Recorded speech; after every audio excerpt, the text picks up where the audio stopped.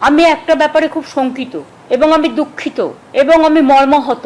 সেটা হচ্ছে সোসাইটির ইকোনমিক প্যারামিটার্স হচ্ছে গরিব মানুষরা যাতে তাদের ন্যায্য জিনিস পায় ন্যায্য মূল্যে। খাদ্য, বস্ত্র, বাসস্থান এবং এখন জুটেছে স্বাস্থ্য।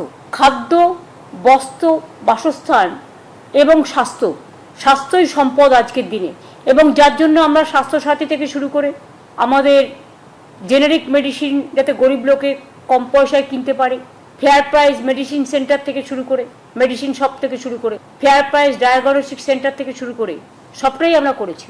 এগুলো কেন করেছিলাম?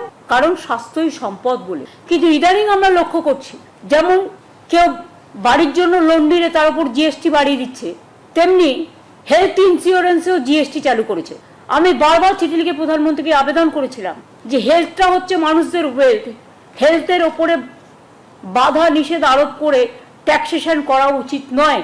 আমরা রাজ্য জিএসটি করে দিয়েছিলাম একটাই কন্ডিশনে, যে জিএসটির টাকাটা আমরা আমাদের প্রাপ্যটা পাবো, কিন্তু সেটা তো পাচ্ছে না, সেটা হচ্ছে না। গরিব লোকেদের সব কাজ বন্ধ করে দিয়েছে সেন্ট্রাল গভর্নমেন্ট। তাহলে সেন্ট্রাল গভর্নমেন্ট আছে কিসের জন্য?